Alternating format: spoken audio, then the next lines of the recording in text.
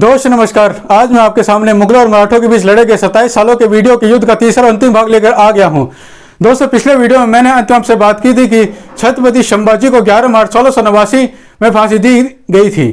छत्रपति संभाजी को तुलापुर संगम में पुणे में पत्थर के मेहरा पर फांसी दे दी गई थी। इसके बावजूद दोनों के पूरे शरीर के टुकड़े टुकड़े करके उन्हें नदी किनारे फेंक दिया गया था। जब मराठा सैनिकों ने छत्रपति संभाजी के शरीर के टुकड़ों को नदी किनारे देखा तो उनके पूरे शरीर को धागों सील दिया और उन्हें अंतिम विदाई दे दी गई। संभाजी के मृत्यु के बाद मराठों का उत्साह गिरने के बजाय कई ज्यादा बढ़ गया और मराठों ने संभाजी के छोटे भाई राजाराम को 11 मार्च 1689 में मराठा साम्राज्य का तीसरा छत्रपति घोषित किया और मराठे नए उत्साह के साथ मुगलों के खिलाफ एक बार फिर से लड़ाई के मैदान में उतरे। मराठा साम्राज्य के नए सरसेनापति संताजी घोरपड़े ने मार्च 1690 में औरंगजेब की छावनी पर हमला किया और कई मुगल सैनिकों और औरंगजेब के अंगरक्षकों को मार गिराया।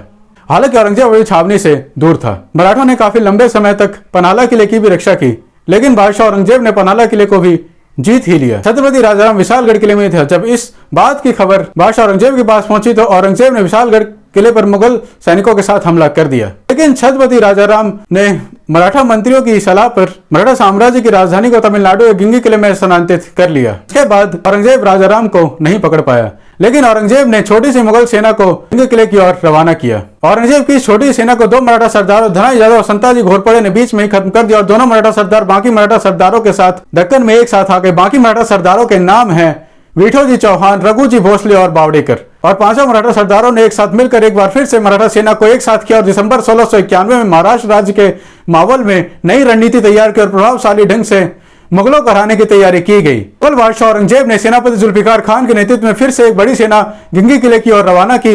मराठों ने अपनी सेना को दो भागों में विभाजित किया और महाराष्ट्र और उत्तरी कर्नाटक के कई क्षेत्रों पर हमला कर दिया जिन्हें मुगलों ने हड़प लिया था। संताजी घोरपड़े और धनाजी यादव ने मुगल सेनापति कासिम खान को थानी की लड़ाई में हरा दिया। मुगल सेनापति जुल्फिकार खान ने बड़ी मुगल सेना के साथ सितंबर 1690 में गिंगी किले को घेर लिया और इस हमले में जुल्फिकार खान के साथ असद खान, दाऊद खान, स्वरूप सिंह और महबूब खान मुगल सैनिकों का नेतृत्व कर रहे थे और मुगलों को मदुरै के नायक भी समर्थन दे रहे थे। और मुगलों के साथ इस हमले में 20,000 पैदल सैनिक, 5,000 सोवर जाम्बुराक तोप, 60 तोपें, 2,000 बड़े बंदूकबाज, 50 रॉकेट तोप खाने और 150 शुद्ध हाथी भी थे।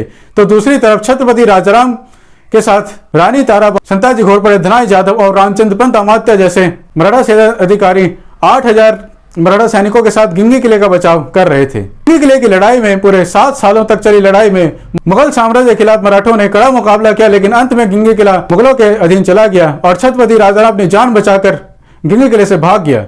तो मुगल सेनापति जुल्फिकार खान ने राजाराम की चारों पत्नियों, तीनों बेटियों और दोनों बेटों को पकड़ लिया। हालांकि अंत में मुगलों ने मराठों को जिंदा जाने दिया। संताजी घोरपड़े ने मराठों के साथ विद्रोह किया और सतारा के कारखेल के जंगलों में छिप गया, लेकिन 1697 में मात्र 37 साल की उम्र में संताजी घोरपड़े की मराठों या मुगलों ने हत्या कर दी। संताजी घोरपड़े ने 1695 में मराठों के साथ विद्रोह किया था, जिसके बाद छत्रपति राजाराम ने धनाजी यादव को मराठा साम्राज्य का नया सरसेनापति और 8वां सेनापति घोषित किया।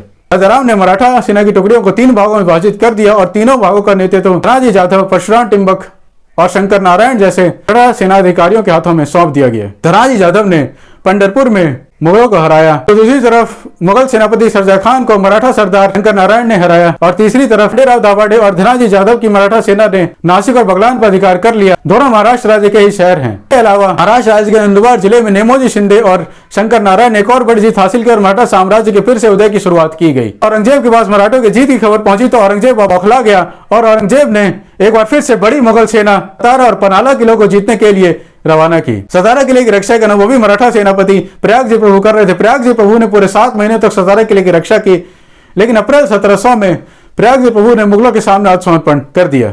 औरंगजेब 7 महीने मात्र 2 किलो पर अधिकार करने के कारण बहुत ज्यादा निराश हो गया और इसी बीच 10 सालों के शासन के बाद छत्रपति राजाराम की मात्र 30 साल की उम्र में 3 मार्च 1700 में महाराष्ट्र राज्य के पुणे जिले के सिंगड़ किले में मृत्यु हो गई। छत्रपति राजाराम ने अपने पूरे जीवन काल में 4 विवाह किए। उनकी रानियों के नाम है जानकी बाई, ताराबाई, राजसबाई और अंबिकाबाई। छत्रपति राजाराम की मृत्यु के बाद उनकी पत्नी ताराबाई ने अपने बेटे शिवाजी द्वितीय को 1700 में महाराष्ट्र राज्य के मराठा साम्राज्य का 4था छत्रपति घोषित किया।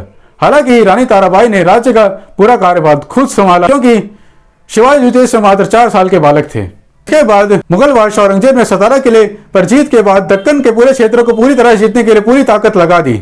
सतारा मराठा साम्राज्य की राजधानी थी, इसीलिए मराठा सरसेनापति धनाजी यादव ने बाकी मराठा क्षेत्रों को जीतने के लिए अपनी पूरी ताकत झोंक दी और पूरी सेना लगा दी। सतारा किले को मराठों ने 1699 से 21 अप्रैल 1700 तक चली लड़ाई में खो दिया था, जिसके बाद औरंगजेब ने अपनी मुगल सेना का बड़ा भाग मराठों और दक्कन सल्तनतों से युद्ध के दौरान गंवा दिया था।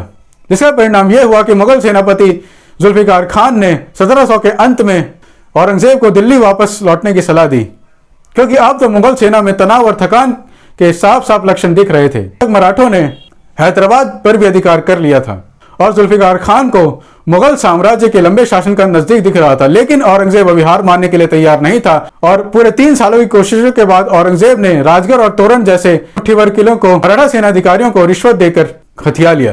दूसरे मराठों ने उत्तर भारत में एक के बाद एक कई किलों को जीत लिया और मुगल आत्मसमर्पण करते गए। 2 मराठा सरदारों खांडेराव दाभाडे और नेमोजी शिंदे ने भी उत्तर भारत की ओर मार्च किया। खांडेराव दाभाडे ने मोहम्मद खान की 14,000 मुगल सेना पर हमला किया और गुजरात के भरूच में 8,000 मराठा सेना ने उसे हरा दिया। जिसके बाद गुजरात के पूरे समुद्र तट के बंदरगाह पर मराठों ने अधिकार कर लिया। दूसरी तरफ नेमोजी शिंदे ने मध्य प्रदेश के मालवा के पठार से मुगलों को साफ कर दिया और 1706 के अंत में मुगल दिल्ली वापस भागने लगे।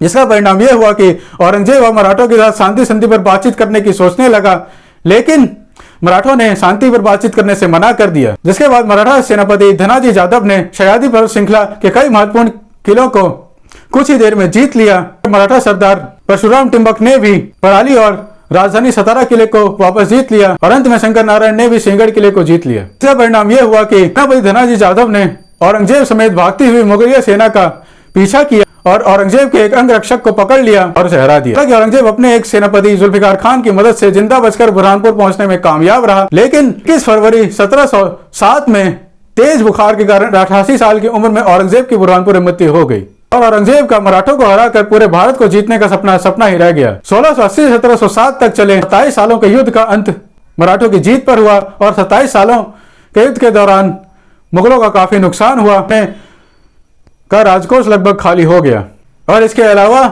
मुगलों के 5 लाख सैनिकों की सेना में से 3.5 लाख सैनिक मारे गए। हाँ दोस्तों, मेरा मुगलों और मराठों के बीच लड़े के 27 सालों के तीसरे वीडियो के युद्ध का अंत यही होता है। मेरा आज के इस वीडियो से आपको क्या सीखने को मिला, प्लीज मुझे नीचे कमेंट्स में जरूर बताएं। और अगर मेरा आज के इस वीडियो से आपको कुछ सीखने को मिला हो, इस वीडियो में कुछ अच्छा लगा हो, तो प्लीज इस वीडियो को लाइक और शेयर जरूर करें और हाँ, चैनल को सब्सक्राइब करना और नोटिफिकेशन बेल दबाना भी ना भूलें, ताकि आपको आगे आने वाले वीडियो के अपडेट्स ऐसे मिलते रहें। धन्यवाद दोस्तों, अपना ख्याल रखें, अपने परिवार का ख्याल रखें और ऐसे देखते रहे मैं चैनल डिवाइन। धन्यवाद। जय हिंद, जय भारत।